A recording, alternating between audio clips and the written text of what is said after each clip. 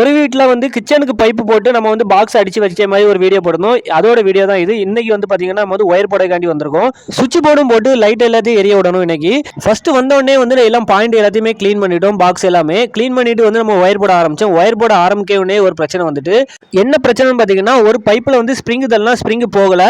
அது என்ன ரீசன் பார்த்தீங்கன்னா வந்து மேலே போட்ட பைப்பு எது ஒன்று வந்து உடஞ்சி இருந்திருக்கு, ஒரு பாயிண்டோட பைப்பு. எப்போவுமே நம்ம வந்து பாக்ஸ் உடச்சி வைக்கும்போது நம்ம வந்து பைப்பை ஊதி பார்த்து தான் பதிப்போம். ஆனால் இந்த வீட்டில் வந்து பைப்பை ஊதி பார்க்காமே நம்ம உடச்சி கன்சீல் பண்ணியாச்சு. இப்போ வேறு வழி இல்லை, லைட்டாக உடச்சி தான் ஆகணும். இப்போ நீங்களே பாருங்கள் எந்த அளவுக்கு பைப்பு டேமேஜ் ஆயிருக்குன்னு. வேறு வழி இல்லாமல் தான் உடைக்க வேண்டிய நிலைமை ஆகிப்போச்சு. இப்போ இதுக்கு என்ன பண்ணலான்னு பார்த்தீங்கன்னா நம்ம ஒயர் இழுத்துட்டோம். ஆனால் வந்து இப்போ ஃபுல்லாகவே சாந்து போட்டு அடைச்சிட்டோம்னா நாளை மெயின்டைன் பண்ணுறது கஷ்டம். சீலிங்கில் அடித்தது மட்டும் பூசிக்கிட்டு வாலில் அடித்தது பார்த்தீங்கன்னா ஒரு ஹைலம் சீட்டு போட்டு அடைச்சிடலான்னு இருக்கும். ஹைலம் சீட்டு யூஸ் பண்ணிங்கன்னா வந்து நாளை மெயின்டைன் பண்ணுறது ரொம்பவே ஈஸியாக இருக்கும். அந்த ரீசன் காண்டி தான் இந்த கிச்சனுக்கு பார்த்தீங்கன்னா மெயின்ஸ் பார்த்தீங்கன்னா ஓப்பனாக தான் அடிக்க போகிறோம், பின் செவரோடி.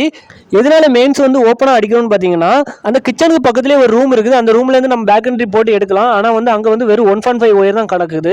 அந்த 1.5ல வந்து இந்த லோடை நம்ம வந்து சேர்க்க முடியாது. ஏன்னா கிச்சன் சில சர்க்யூட் கூட வரும், லோடு வந்து அதிகமாக வரும். அந்த ரீசனுக்காண்டி நம்ம வந்து தனியாகவே ஓப்பனாக அடிச்சு கொண்டு போயிட்டோம்.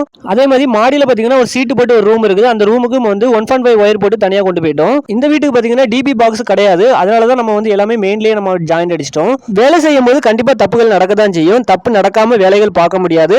அந்த தப்பை வந்து எப்படி சரி செஞ்சு கொடுக்கணும் அதில் தாங்க இருக்குது நம்ம வேலைகள். நீங்க இதை பத்தி என்ன நினைக்கிறீங்கன்னு சொல்லி கீழே கமெண்ட்ல சொல்லிட்டு போங்க.